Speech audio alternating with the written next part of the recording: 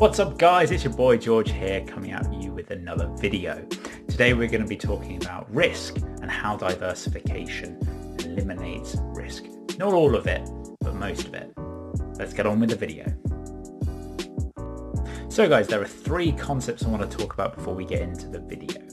So there is systematic risk, unsystematic risk, and correlations. Let's start with systematic risk. What is this? So this is risk which is general throughout the stock market and affects all stocks and their prices at the same rate and time. So what I mean by this is, let's say social factors, macroeconomic factors affecting stock prices, such as, Brexit in Britain impacting all of the FTSE stocks. That's something that affected all companies, not just singular companies and entities and securities. So I think the best way to think about systematic risk is it is the macroeconomic factors which govern the general share prices in the stock market. So no matter how diversified you are, you cannot escape them. So unsystematic risk is the variability in stock price which is tied to a single stock and share, so a company. So let's take, Facebook for example. When all the companies are boycotting Facebook, that is a unsystematic risk which is impacting on Facebook's share price. And you could have things such as, they find a new material, R&D kicks into the company and it boosts the share price up tenfold. Or you can have bad factors where they've got dodgy accountancy and things like that. So these are risks that impact individual firms and not the wider stock market in its entirety.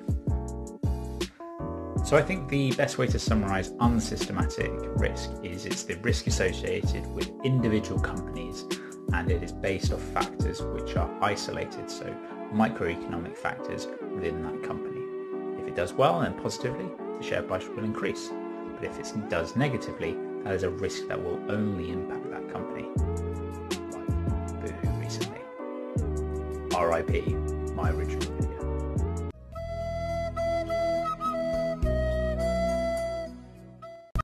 So guys, number 3 is correlations. And what do we mean by correlations?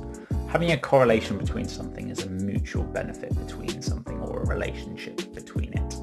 So for example, in a very layman's way, it's sunny outside, therefore ice cream sales go up.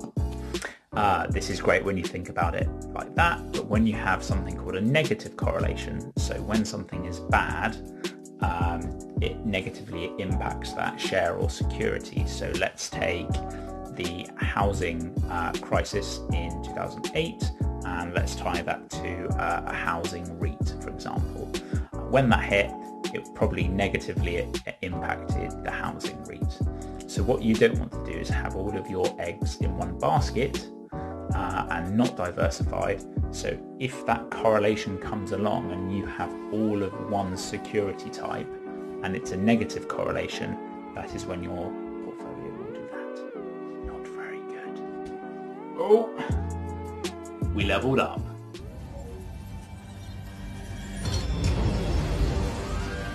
Guys, so this is what we have just seen or talked about, 3 kind of concepts. I hope you guys can see, and this is what we're going to be talking about really.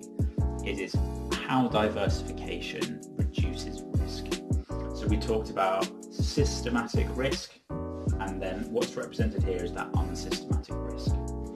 So on this axis here we have total risk, so the total risk of your portfolio versus the number of securities.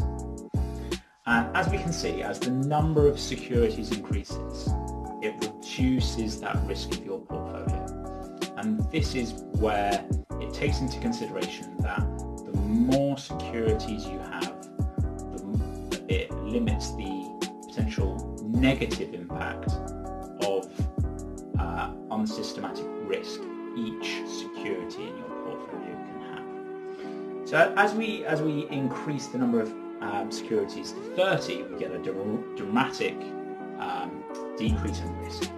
So total risk comes all the way down to 30. Not 30, it comes comes all the way down to very low, but it basically plateaus at this point.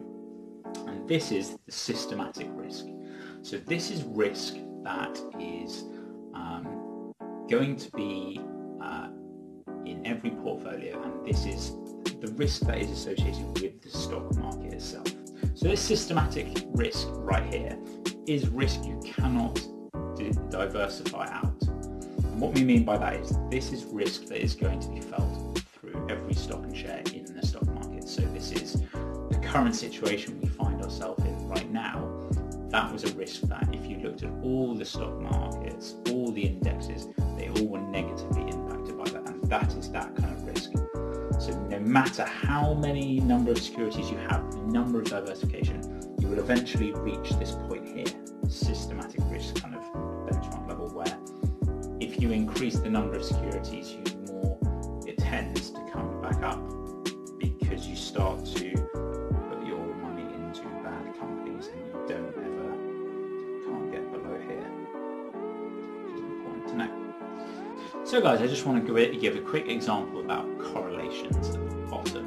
So let's say you've got two portfolios versing each other here. This portfolio is predominantly an ice cream portfolio. It's got 4 companies in this portfolio, and as we know, the number of securities you have lowers the risk. So that's great. It's got 4, but they're all from the same industry. They're all from Ben and Jerry's type companies. But over on the left-hand side, we have another portfolio, which has, again, 4 companies. But these companies are from different sectors and different security types. So we've got an ice cream company here, but we've also got a technology company. We've got a REIT, and we've also got precious metals up here. And let's pitch these 2 portfolios against each other. The weather forecast for the next week is sunny days galore times 10. The next sunny days are going to be, an ice cream sales are going to shoot through the roof, explode into the stratosphere. However, it doesn't last. What we don't get is we have classic British weather coming. Classic British weather, which comes in for 6 months of rain. 6 months of rain. And these companies in here perform extremely badly. So, this entire portfolio loses 50% of its value. Whereas this, a quarter of this portfolio over here, it loses 50%, but only if that security type. However, technology sales in that time, because people were trapped inside, like Netflix, were up 100%. Therefore, diversifying in that portfolio has led to an increase in the portfolio value. But yeah, that's just one example of why diversification is important. Let's get back to it. Right guys, let's recap the video then. I guess the things to really take out of this video is, as we increase the number of securities in our portfolio, we reduce the unsystemic risk in our portfolio. So the magic number is 30, and as we approach 30, we start to see a dramatic fall in the risk. So this is, as we approach 50, that is where we start to reach that threshold of systematic risk. So this is risk you cannot get rid of through diversification. However, like I've said, we can reduce risk through increasing the number of securities. Right guys, the other thing I want to recap is it's not just about the numbers. Even though we've said the number of securities is really important, it's also about the type of classification of those securities. What we don't want is securities all from one sector or all of one of the same type. We want to diversify those across a broad range of sectors and types to maximize the effect of diversification has on your portfolio. Like we said, if you pick all from one sector and a negative correlation comes along for that sector, you're in big trouble. I guess one way to really think about this is if I go back to my childhood memories, Pokemon. I mean, who knew that Pokemon would set me up for diversification?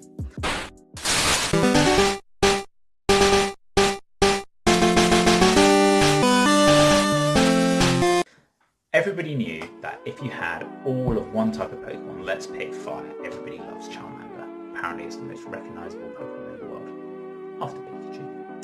But yeah, imagine if you had your entire team of Pokemon, all fire types. Absolutely stomp a grass gym. That's great, that's a positive correlation. But when we hit a water gym, that's when you're in trouble. All of those super moves against your fire squad is going to obliterate them. So what do? You mix up your Pokemon squad. You diversify. You add in different types of Pokemon. So you have a mixed group or a gang. Or, if we put it in stock terms, a diversified portfolio, able to tackle any challenge. And that's the key takeaway. Right guys, that's it for today's video. I hope you guys have learned something. If you did, please smash the like button and drop a comment down below. Let me know your thoughts on diversification and if you've managed to reach it with your own portfolio. I currently, personally, don't have the number of securities that I would like to diversify, and I'm looking at different sectors and increasing the number of securities I have in my portfolio. And I'll give you guys an update on that